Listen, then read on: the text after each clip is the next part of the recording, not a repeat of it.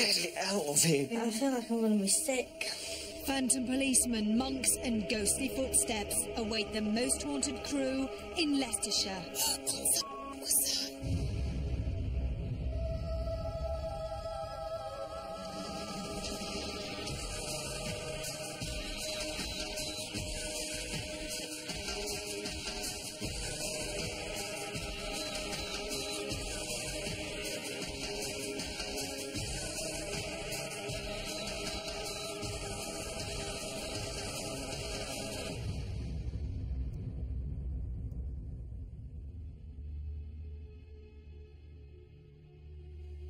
Welcome to Most Haunted. We've come to a place that houses so many different kinds of ghost sightings, from a white lady to a monk and poltergeist activity. We just had to come and investigate the Guildhall in Leicester.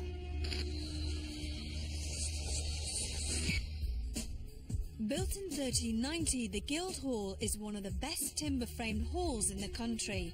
It dates back 600 years and has had many different uses. A meeting place, library, courthouse and lockup, a theatre, a school and the headquarters of the Leicestershire Police Force. So many people over the years have occupied this beautiful building for many different reasons. Could these occupants and visitors from the past be still walking the rooms and corridors of the Guildhall? In the last 2 years, there's been a lot of work going on, and demolition and rebuilding. They've rebuilt a very fine cafe or restaurant, would you believe, on top of a graveyard. And there's quite a lot of poltergeist activity been reported in that area. Chairs moving, the bell ringing itself on the counter, many other things. But there's also many recorded sightings of ghosts. The number of staff that actually see things now, so we're not talking of just old ghost stories. There's every possibility that something could well happen to us while we're here.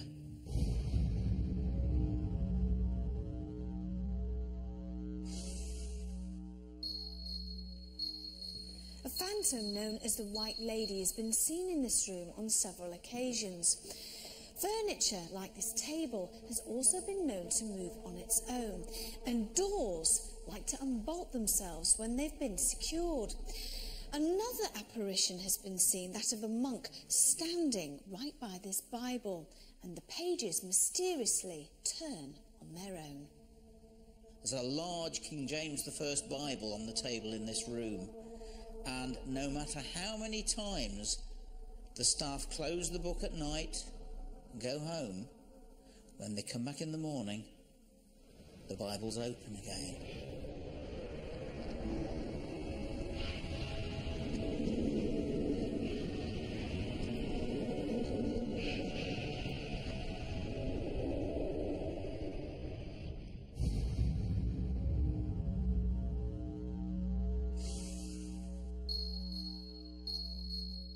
A black cat has been seen sitting on these stairs before almost tripping up many a passerby and then totally disappearing. I've seen the cat twice. It runs down the stairs. They're quite worn, the stairs, so you have to be very careful. It's a black cat. You have to be very careful you don't sort of trip over it. It's nearly tripped me up a couple of times, but I'm more used to it now and kind of expect it just shoots past.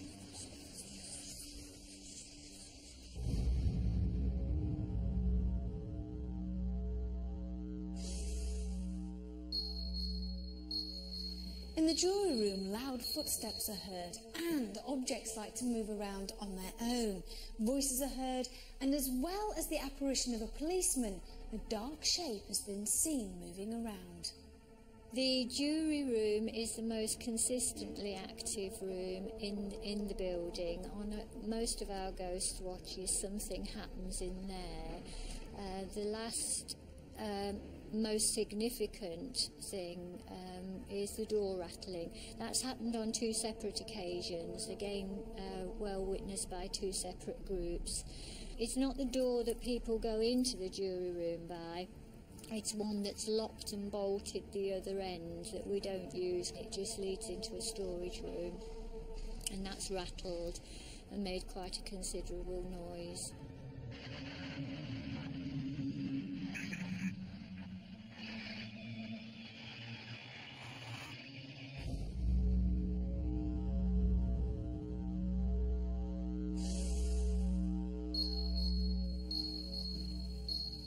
Cries of anguish are often heard here in the cells.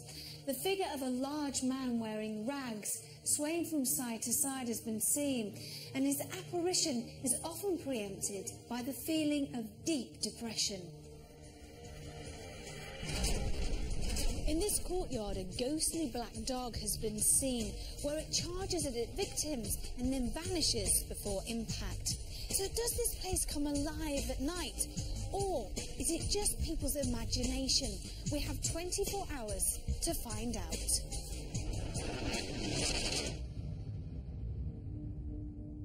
Paranormal investigator Phil Wyman was someone who the rest of the crew could rely on to shed some light on the paranormal. Well, Phil, we're here at the Guildhall, and there's an awful lot of building works going on right beside us. We're on a very, very main, busy road as well. Apparently that kind of induces paranormal activity when there's any restoration taking place. Is that correct? That's correct. In a lot of places where there are recent refurbishments and building work going on, it does seem to increase the paranormal activity that's being witnessed. So what's so special about this place? I know that there are an awful lot of ghostly sightings here, but in your opinion, what sticks out in your mind? Well, we've got everything here from ghostly policemen, footsteps, a phantom black cat that's been seen on the stairs and almost trips people up walking down the stairs. But the one that intrigues me the most is the ghost of the White Lady that's been seen in the library.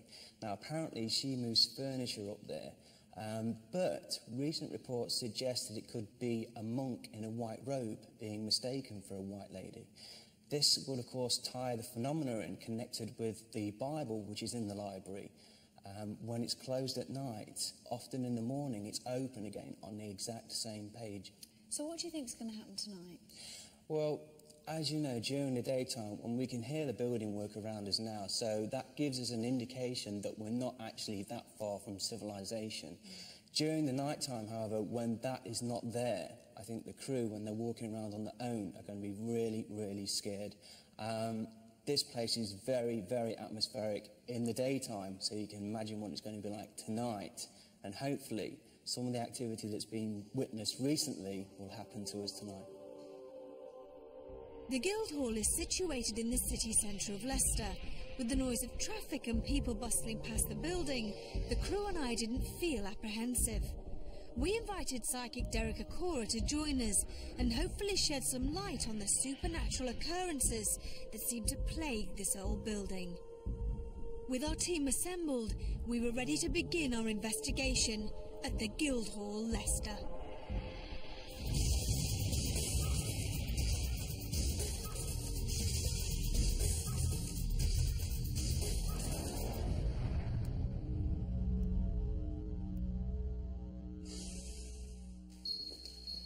Beautiful, isn't it? It is, it really is.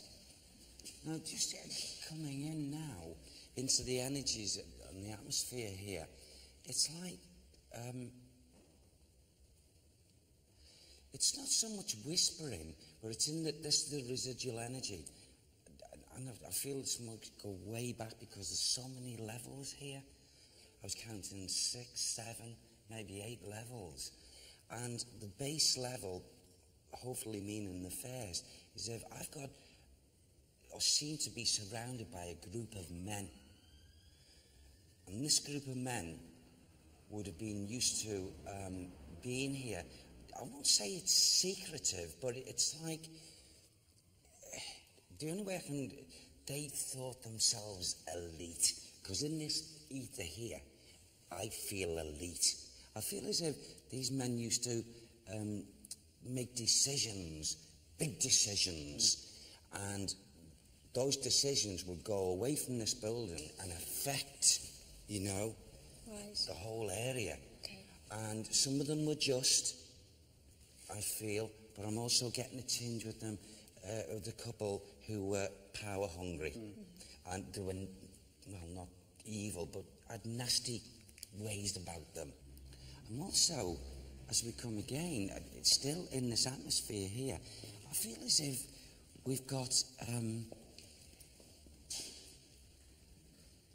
earlier I heard, and again it's in the residual energy, I heard, and it's all over this site, this building, young children away as if they're in, you know, like classroom status, and the children away. And I heard a woman's voice, a real sharp voice, saying, "Stop, stop, listen to me." And a real cruel-minded person. She was in a position of power, and the only way I can describe it, she meted out. It was like an iron rod of this woman. Now, that's all round here, so... and I'm also getting... It's weird, this. It's strange to me. I'm getting, again, as I come again, and I'm like... and I'm turning a book over, and I'm in deep study. So there's another lady's energies that are here around this building. Now, what's being just placed in front of my eyes, blocking all this area out now, is I can see books. To me, it's like a library, like a big library. And this female, this lady, can I use the word rule the roost? In the library. Right.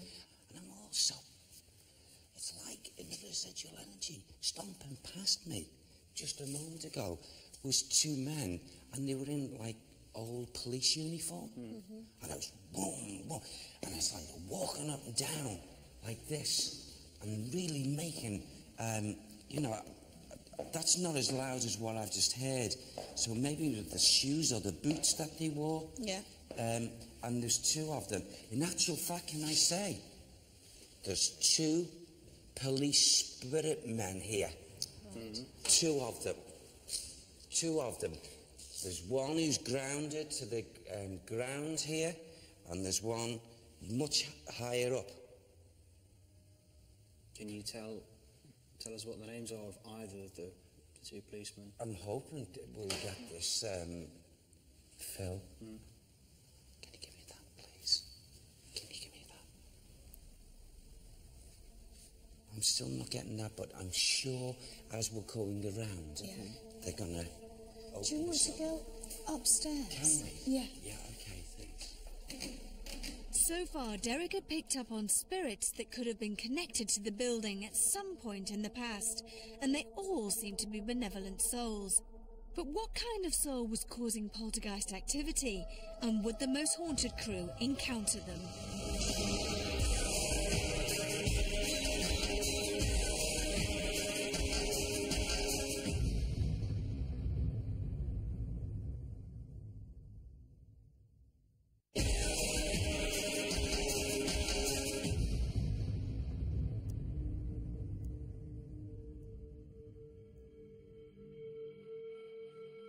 Our night at the Guildhall Leicester was proving to be interesting.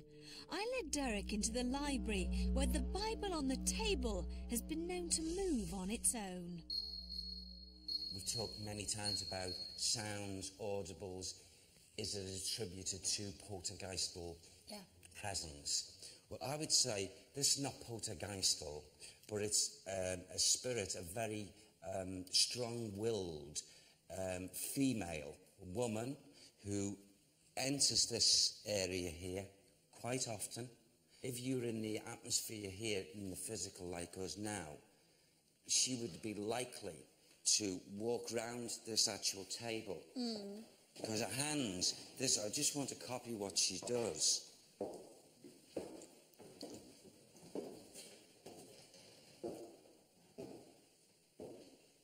Is this the strict lady that you were talking about earlier on to do with the school, or is this somebody else? There's two females, yes. And see this here? Yeah. That would be likely to, she'd just go, whoa! Or just tip it up, ruffle the pages, but then she would come round the table like this, have he? And if that, or what was placed there, if that had not startled someone, she would go in this direction here. See this here, the Holy Bible? Yeah. Would be, you know, out of place, pushed out or what have you. And I feel she goes through doing these two things. What's this woman's connection? The only way I can describe it, she was like a school mom, teacher, and she had a side to her nature that she didn't want people to see. And I feel that's why she's in torment and she's not at rest and what have you, because I feel she got up to things that were quite despicable. What sort of things? Cruelty. To the children? Yeah. It was meted in the direction of the children. And the children couldn't do anything about it because she was like the controller, the top person. Is this room in... Are you picking up the fact that it could be active? Or is she just, like you say, she comes in every now and again? She does come here and it's like retracing her steps and thoughts, and she walks around this table. She, at times, not all the time, but would do things with this fling that book. Can you try and ask Sam for a name? Can you give me the name of this lady, please?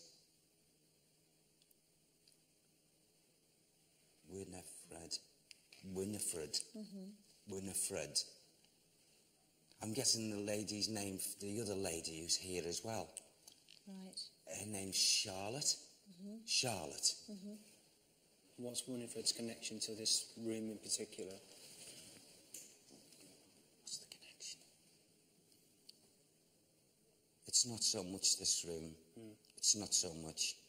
It's, you know, both these spirit ladies move about this building of two different times. Okay? Two different layers. Should we move on to a different room? Can we, please? Yeah. Yes. Can we go through? The Guildhall was also used as a lockup where convicted criminals would serve time for their crimes. Some of the cells are still there and in the same condition as they used to be. I decided to invite psychic and astrologer David Wells to join the Most Haunted crew to see if he could pick up on the same spirits as Derek. It feels pretty vile. It's got a funny smell to it as well. When I first came in, I could feel like I didn't want to come in, you know, like something really being forced, someone being forced in here. And I'm very conscious of a male energy in here. He's not very pleasant. He's an awkward character, and I don't want to use the word, but I'm going to use the word cannibalism. That's really, he's got blood in his teeth. That's what he did to somebody. Certainly murdered someone. There's a murder. That's why he's in here. And I can hear the crowds outside baying for his blood. That's You're shaking. my hands are going, yeah. Do you know something? Yeah. Since I've come in here, I actually feel sick. That's exactly how I feel. I feel sick with the negative side of his energy. I mean, I work usually from a very nice place and you want to help. But when you come across something that's negative, it's the complete opposite to me. So it makes me churn. I actually feel physically sick as well. The I feel smell sick. for me is it's not nice at all. There's a smell of death and blood and all sorts of other human things in here. Yeah. Is there any way you can pick up on somebody's name or kind of describe what he looked like, or is it not that clear yet? His face is certainly, the features are coming through, and he's got a beard. He's very hairy, for want of a better way of describing. He's very hairy and unkempt and dirty. He's hard to communicate with because he's not someone I would normally communicate with. And he's actually spitting, and he's sort of spitting at me, and he's quite vile towards me, which makes me think he's still around. He's not. this is not you know, sometimes the energy is a photocopy of life. This almost senses like he's still here, he's still around, and the word vengeance is in my ears as well. Gosh. So he's not a nice piece of work at all. Do you think he sort of makes this area quite active? Sorry, Rick. He's just telling me that he was hung here. He was hung somewhere around here, not very far from here. He met his death, and I think he's trying to show me there was gallows here at some point as well. It begins.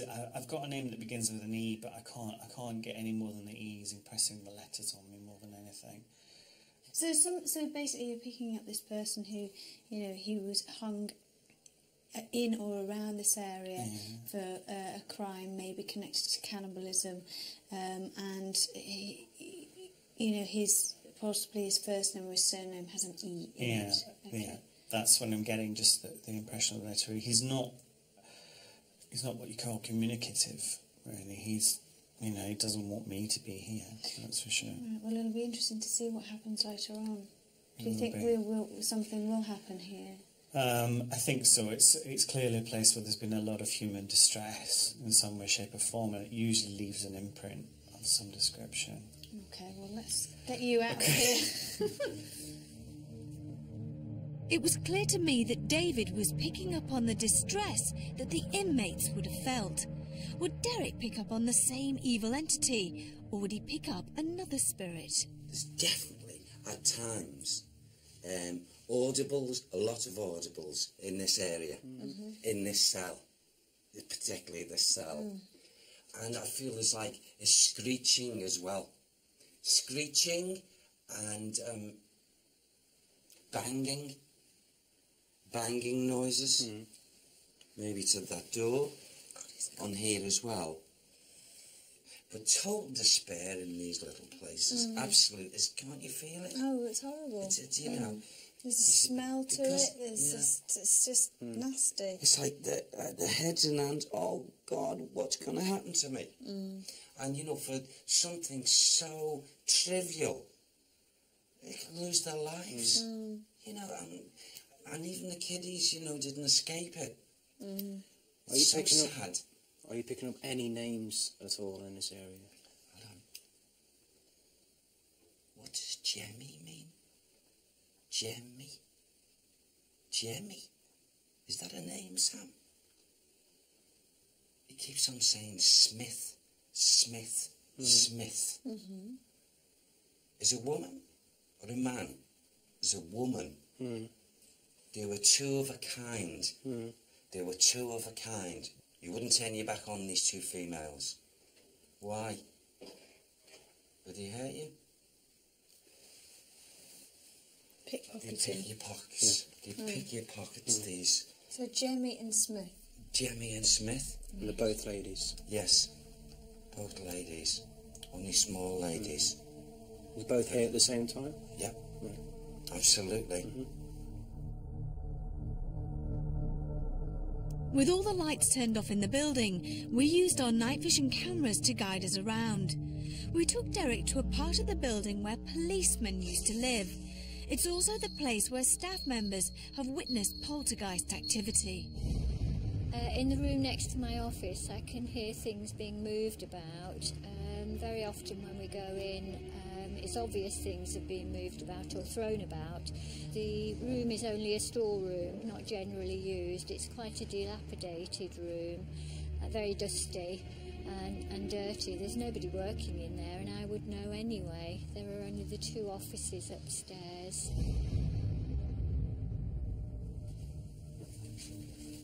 You know, when we talk about the doors, there's definitely, because they replaced... Do you hear it then? Anybody there? That was quite strong, that sound. Yeah.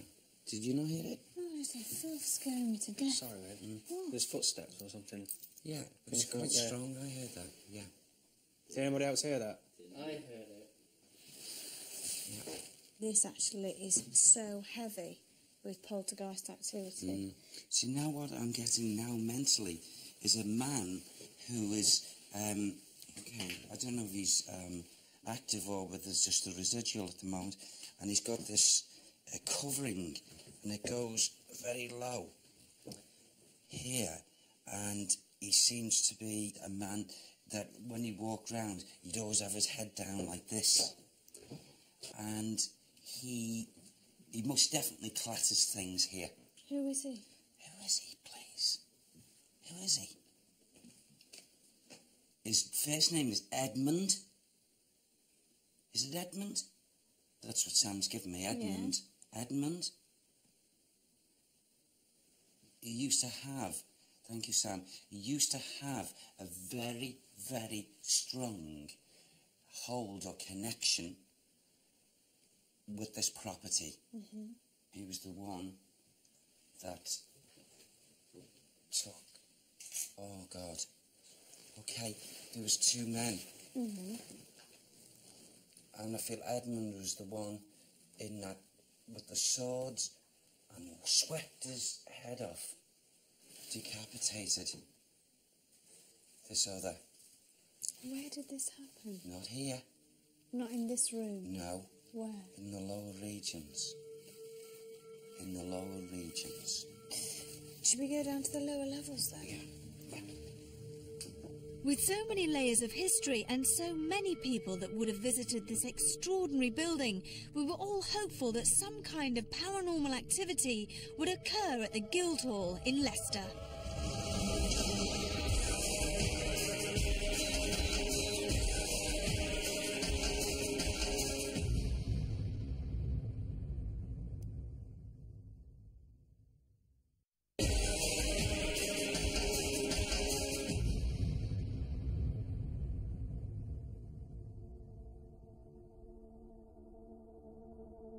The library seemed to be a place that intrigued Derek.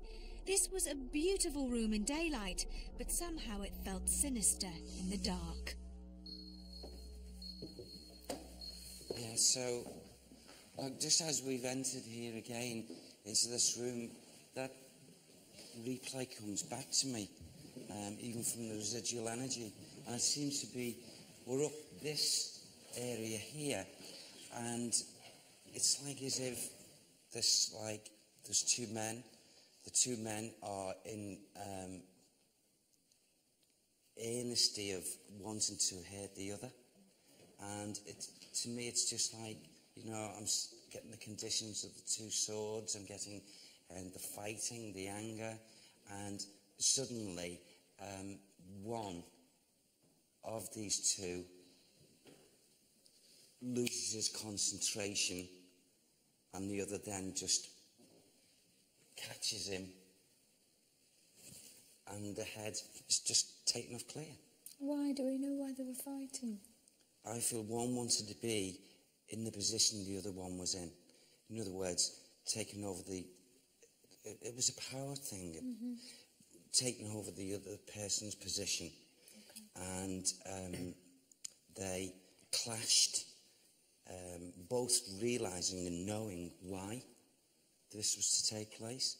And it seems out of the two, which seems unfair to me, psychically, is the one who was decapitated was the fair and just person of the two. So do we know who that person was? Because we've got Edmund, who's the person Yes. who did it. Yes. Can you give me that, please? John. Mm-hmm. John.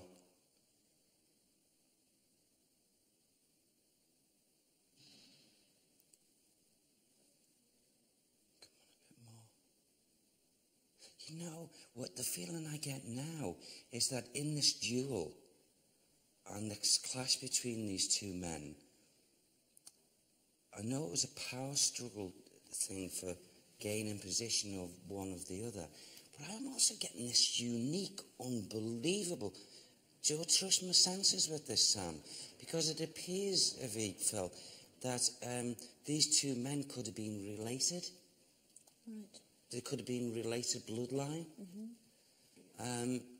You know, I'm also getting, where I got the name John before, I get John Francis, or John Francis, but there's something else to go with that name. That's the John, person that was Francis. killed. Something. I feel, and there's another name. If people were to walk into this atmosphere, the fear in this atmosphere here would probably make a person bolt out the room. Really? Yeah. You know, where they were in action, you know, trying to kill each other. However, they may also experience, just through the normal senses, audible noises. Okay. You know, clashes of steel. Yeah, really? Oh, yeah. Because it's in this atmosphere. You say one was older than the other one? Yes. Which one was the younger of the two? Gosh.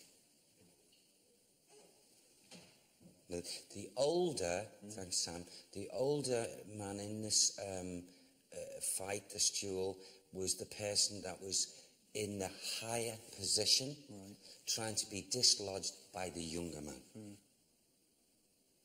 You know, I wouldn't be at all surprised whether this was like uncle and nephew. Right. I really do know it's bloodline. No chance that Sam could try and get us a surname for this, is there?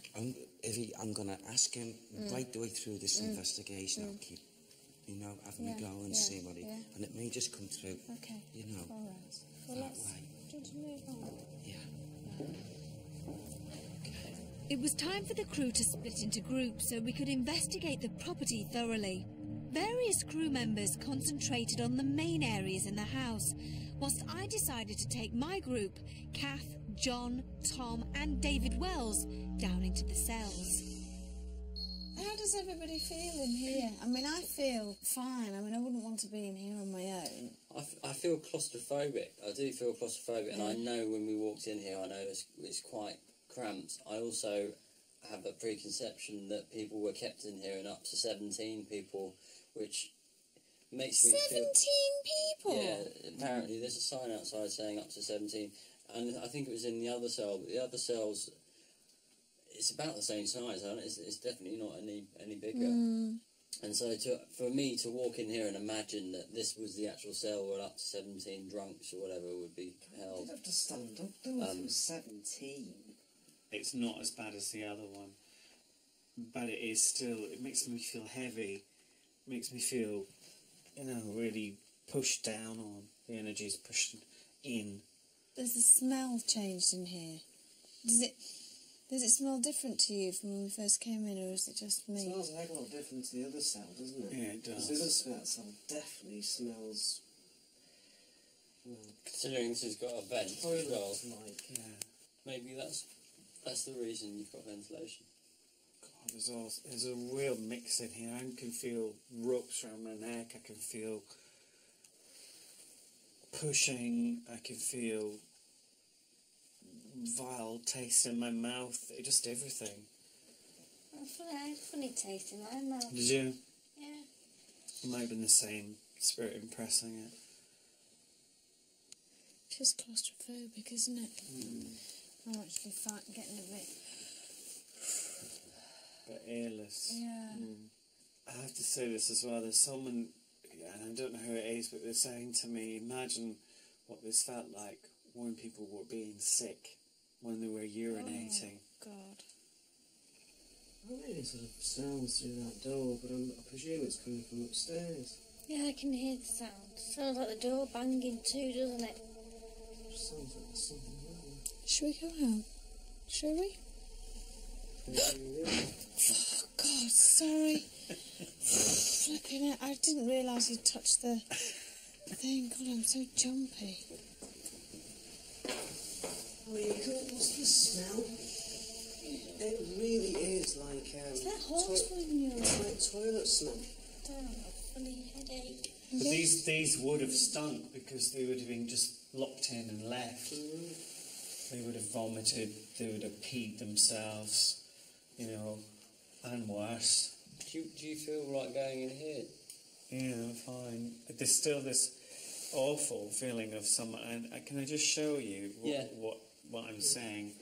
It's someone really, I mean, I can't do it because I can't, but it's someone like almost with their hands here And their somebody legs. pushing The you. legs are up as well. Both the legs are up and they're being Like pushed. that. Yeah, God. pushed in. Oh, God. This seems to me like it's a... There wouldn't have been so many people in here. This feels like me, like this is like the real hard cases. One thing that really saddens me is there are innocents, you know, there are innocents who were hung, locked up, families torn apart. It's really quite distressing. Are you getting that feeling from being here? Right. I'm getting that emotion. I'm getting the emotion of people who've sat here knowing... Injustice. Yeah, knowing they've done nothing wrong. Oh God, I've got this horrible taste in my mouth. It's like metal. Is it blood? It's what I felt when we first... It's in the back of my throat. It's like... It's weird, isn't it? Sensation. Can nobody else taste anything? Yeah. You can? Sort of. What? But I can smell and taste is very similar, isn't it? And there's definitely an acrid smell in this cell. Yeah, there is. Yeah, it's not the same as out there. Yeah, the impression I'm getting is that it's for the screamers, it's for the shouters, hung up, Oh, really? put into the mouth to shut them up. That was the impression I got. I'm definitely getting something in the back of my throat. How are you My feeling, throat is Kat? really dry. I don't feel very well. You don't feel very well? No. How are you feeling? I feel like I'm going to be sick. It's horrible in here. Do you want to sit down? Yeah, I feel, to be honest, I feel a bit sick. Do you know, I felt a bit really dizzy. Do you? I felt really wobbly. This is definitely the worst energy in the It place. makes you feel lightheaded. Yeah. You're picking up on everything that these people would have gone through. It's that impression that you're getting. Bit of a headache, bit sick, bit Yeah. claustrophobic. Why have I got this headache that's just come on? Why do I feel like I might be sick? The energy of the room, because the energy has been amplified because we're here, and I'm certainly amplifying the energy because it's coming through me. Yeah. So you're picking up on what's here. Isn't that weird? It's strange, isn't it? I certainly feel completely different compared to walking in.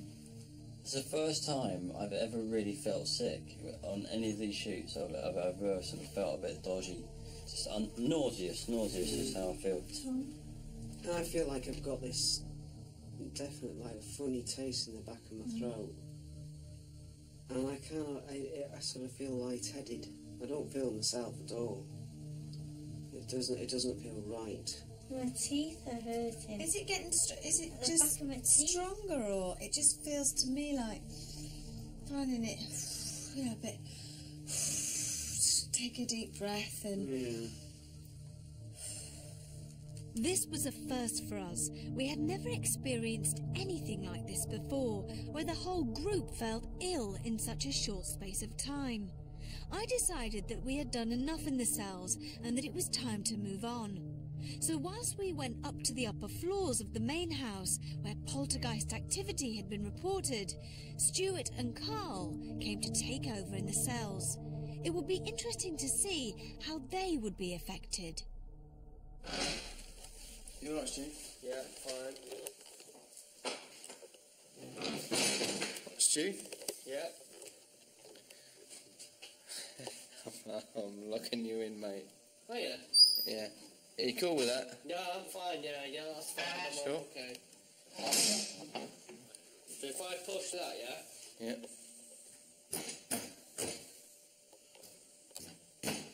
That's locked. Where are you going? I'm going in the other cell.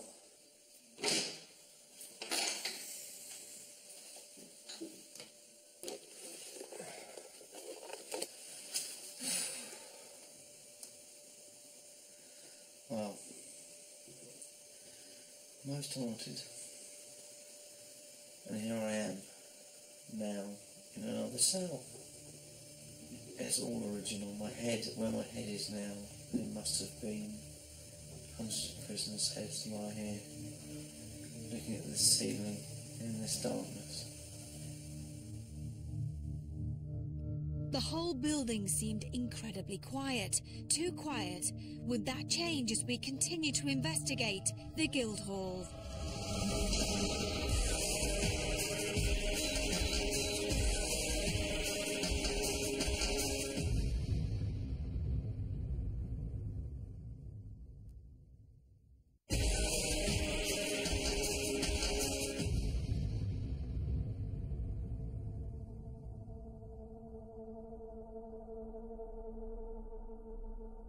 In another part of the building are a series of rooms that used to house police officers. In 1836, the Guildhall became the first borough police station, and the force was the third oldest in the country. Would my group experience any poltergeist activity that had been witnessed by so many visitors to the building? And would David be able to tell us who or what was causing it? Falls on the stairs. What the f*** was that? What the f*** was that? Tell me. I'm telling you, I heard a beam crack. No, but did you not feel the whole bloody thing just move, the whole building? No, I of course didn't. I didn't feel that. I did. Did you? I heard a sound of a rumble. I heard a rumble. It sounded like one of these beams up here that kind of creaked. The whole building move. I heard a rumble. I heard you say something and just in the background, but I'm telling you, I did hear a groan, and that wasn't a groan. It was like the groan. It's like being on a ship, you know, on a ship, like an old ship groan, yeah, kind of like groaning, kind of. And it sounded like. Jesus. What? Nothing in this room. It's just when you come in this room, it's almost as far as the cells. Come on. Should we go through? You're right, Kev. It was really like. You're right, Kev. I felt the whole flipping floor move then. Well, do you think this poltergeist activity in here could be? I think that is what could move things. This feels like a room where there's movement like that. What about, is that door open? Can you open that door, David? Do I want to open this door? Yeah, I can open it. Shall we go through? Like an office. You're still feeling the same feeling? Yeah. As we walked towards another area in the old police wing, Carl and Stuart were sitting patiently in separate cells, waiting for something paranormal to happen. They'd been waiting for a while, and tiredness was definitely affecting Stuart. I want to see some poltergeist activity. I want to see one of those boxes there fly across the room. And if it can do that, well, it'll make my day. Show yourself to me, please. I know you're here in this room with me. I certainly know you're in this building. And if you are, I know you can hear me. Please try to show yourself to me, please. Would you like to show yourself? Please, please, please. Show yourself. I can't keep asking this question over and over again because it's going to become too boring. I'm going to ask you one more time to show yourself. If you're not willing to show yourself, well, I presume that you want me to stay here because I've asked you the question. If you'd like me to stay, stay silent. If you want me to go,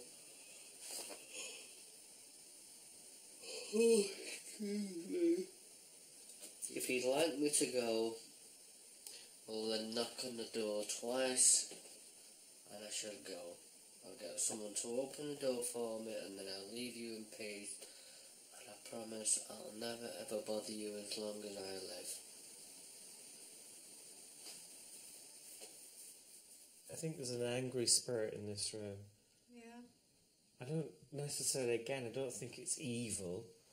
I don't really like that word, but it's just an angry one. You know, it's almost making me want to, you know, to do this and throw things around. Do you know what it is? I think he's trying to clear space because he lives here, or he lived here.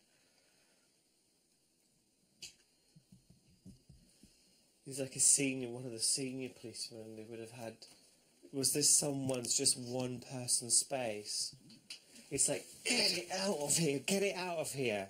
Yeah. He doesn't want the clutter or the mess. Well, I wish he'd do something now. Yeah. I'm asking him, in my mind's eye, I'm asking him to move something to let us know that he can hear us, that he's aware of us. He's drawn me to this. He drew me to this, look. Policeman's helmet. It's a policeman's helmet.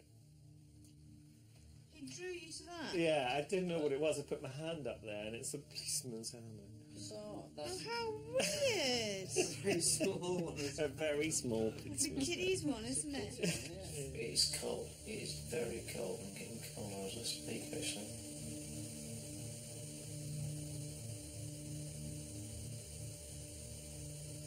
Is there anyone here? Hello? Is there anyone here? Fuck! Well, that's maybe set up. Hello? Is there anyone here? Is there anyone here? Well, that's maybe set up. Everything alright? I just thought I heard something, Stu. Are you still locked up? Yeah, there's nothing happening. Well, I've just heard something in here. Have you really? It's absolutely dead in here, so... Which is a shame. It is.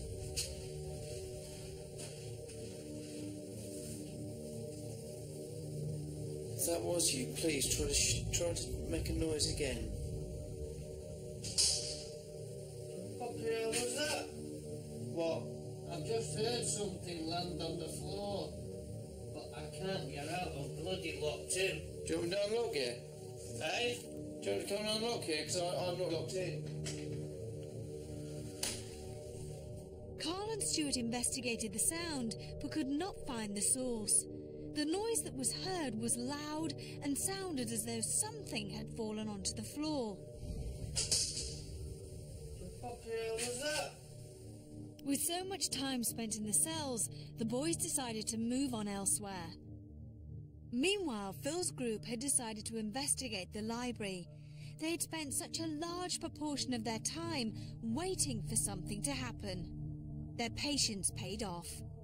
They heard and caught on camera the most audible ghostly footsteps ever witnessed on Most Haunted. If you wish, use me as a host. Approach me, and you're welcome to use me as a host.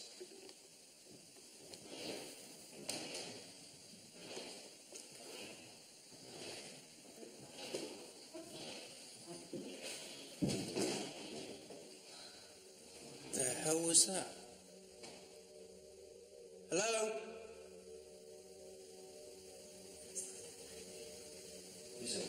No, I think that's somebody in the attic. Yeah. Making sure.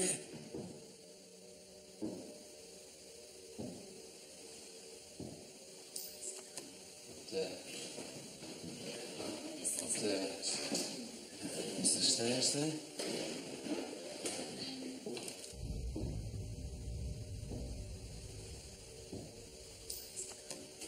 It's the stairwells here. Isn't it? No, it's not. Listen. What the fuck is that? Shh.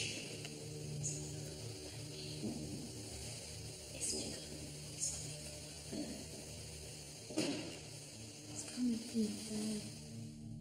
The night at the Guildhall had been quiet and frustrating for some, and for others liberating. Richard Felix had finally achieved his goal. He spent a total hour on his own in a haunted cell. He was very lucky and I think a little disappointed, as nothing out of the ordinary occurred. As with any alleged haunted properties, the history and stories of the hauntings may give investigators high hopes of experiencing something paranormal. And when nothing happens, it can be very irritating. Patience is the key, as we found in the library. To us, these ghostly footsteps are very impressive, and we all felt they were worth waiting for.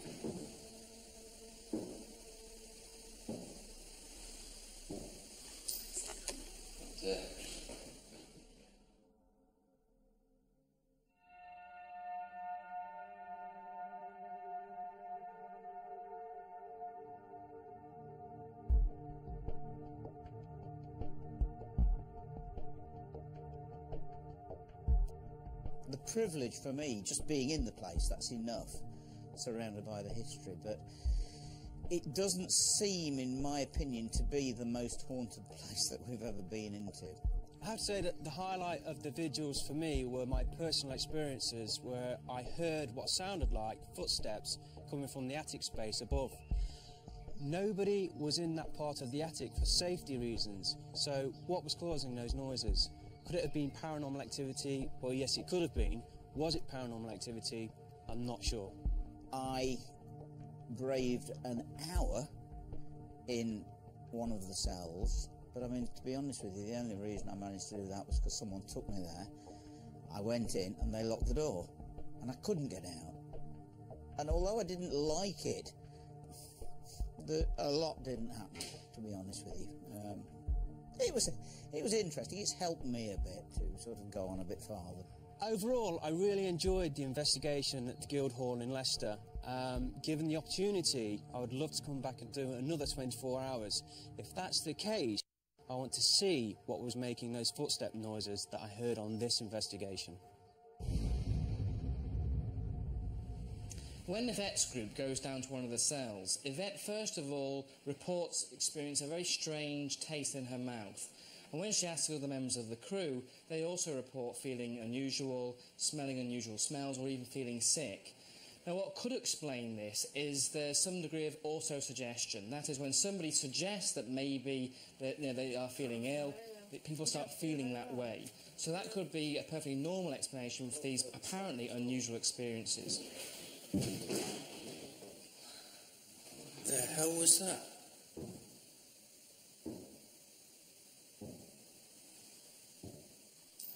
When Derek and Phil were in the library, the group hear footsteps coming from the attic space above, and this was a space which was completely inaccessible. Now, the only potentially normal explanation I could think of to explain those footsteps would be if somebody was in the room next door and moved, then maybe, due to weird acoustics in the building, it would sound as though the footsteps were coming from above. But remember, the investigation was set up so that there was only ever one group in the building at any one time.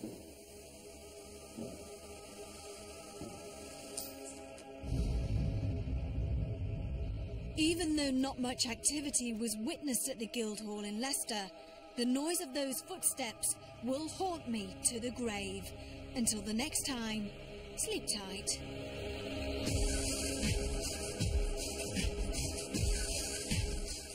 Ooh.